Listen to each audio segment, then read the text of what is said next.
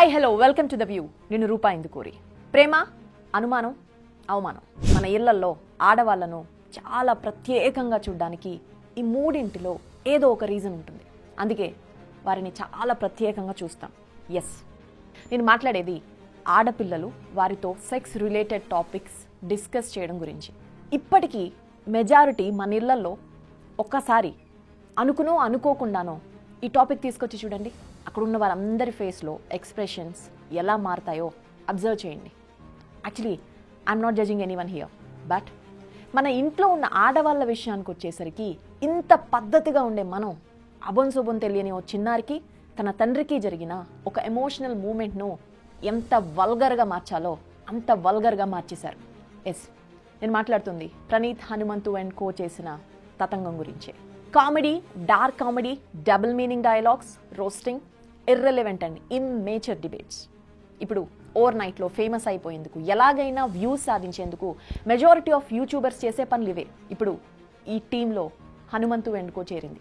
అక్కడ వాళ్ళు ఆ తండ్రి కూతురు గురించి ఏం మాట్లాడారనేది మనం రిపీట్ చేయలేం.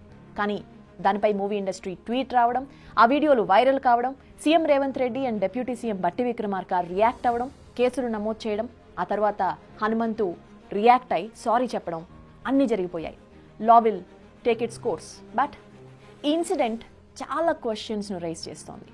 ఆ విషయాలను ఇంకా సెన్సిటివిటీ కోల్పోయిన గుండెలు గుర్తించడం లేదు. అదే ఇక్కడ యాక్చువల్ ఇష్యూ.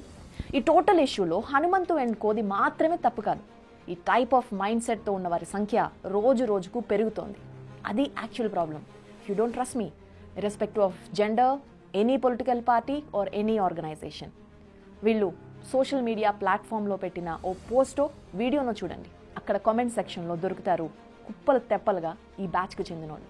ఇందులో హెల్దీ కామెంట్స్ అండ్ సజెషన్స్ ఎంత పర్సంటేజ్ ఉంటాయో ఒక్కసారి మీరే చెక్ చేయండి. మనం ఎంత డీసెంట్గా బిహేవ్ చేస్తున్నామో అర్థమవుతోంది. మంచితనం, హుందాతనం అని ముసుగు కప్పుకున్న రాకాస రూపాలు ఎలా ఉంటాయో కనిపిస్తాయి.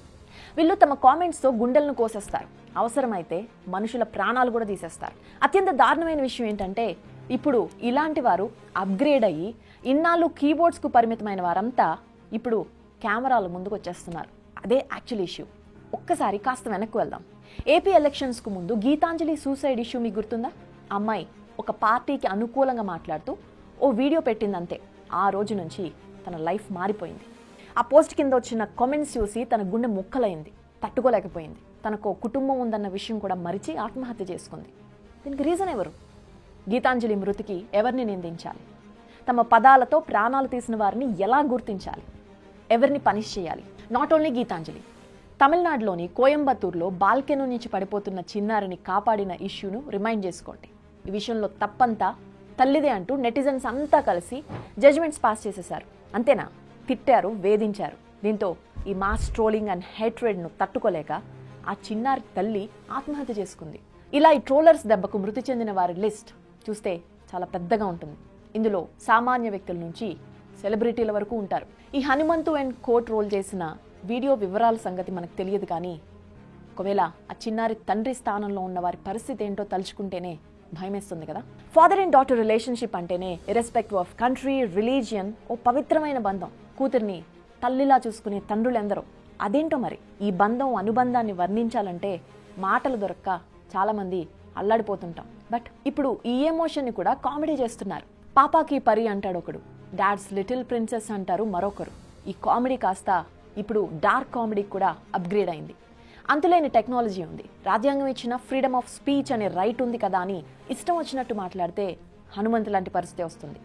ఇంకా బయటపడిన హనుమంతులు చాలామందే ఉన్నారు. ఈ ఎపిసోడ్ తర్వాత హనుమంతు అనే టాపిక్ ట్రెండింగ్ అయింది. ఇదే సోషల్ మీడియా ప్లాట్ఫామ్స్పై అతనిపై హేట్రేట్ చూపిస్తున్నారు.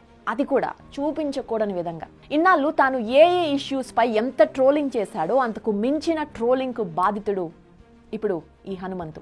దీన్నే కర్మ అంటారు. మరి అలా అని మనం కూడా సంబరపడిపోదామా? అది కాదు కదా.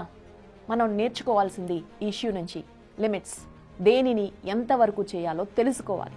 మనకు లక్షలాది మంది సబ్స్క్రైబర్స్ ఉన్నారు కదా అని వారిని తప్పుదారి పట్టించడం, వారి వ్యూస్ కోసం అడ్డమైన పనులు చేయడం ఇకనైనా ఆపాలి. ఏ విషయాన్ని ఎంతవరకు మనం మాట్లాడచ్చు, దానికి మనకున్న అర్హత ఏంటి అనేది ఒకటికి 10 సార్లు ఆలోచించాలి. బాధ్యత పెరగాలి. మన మాటలు 10 మందిని మంచి దారిలోకి తీసుకొచ్చేలా ఉండాలి, ఉపయోగపడేలా ఉండాలి. ట్రెండ్కు తగ్గట్టు మారడం, సోషల్ మీడియాను ఉపయోగించుకోవడం పెద్ద తప్పేం కాదు. కానీ ఏం చేసినా చెల్లుబాటు అవుతుందనే మైండ్ సెట్, ఏమన్నా తమను ఎవరు ఏం చేయలేరన్న ధీమా వచ్చేస్తుందో అప్పుడే ఇలాంటి సిచ్యువేషన్స్ ఎదురవుతుంటాయి. కామెంట్లు కంట్రోల్ తప్పుతాయి. హనుమంత్ మీద కేసు నమోదు చేస్తాం కదా అని పోలీసులు చేతులు దులుపుకోకుండా కాస్త ఇలాంటి వీడియోలు, పోస్టుల మీద కొంచెం దృష్టి సారిస్తే మంచిదేమో. అఫ్కోర్స్ చాలా కష్టమైన పని, కానీ వీరి వల్ల ఇన్ఫ్లుయెన్స్ అయ్యే వారి సంఖ్య మన కర్మకాలి కోట్లలో ఉంటుంది. కాబట్టి కాస్త కష్టమైన తప్పదు. అప్పుడే మరో హనుమంతు కంట్రోల్లో ఉంటాడు. గీతాంజలి లాంటి వారు ప్రాణాలతో ఉంటారు.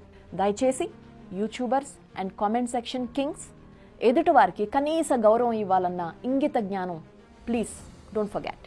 That's all for now.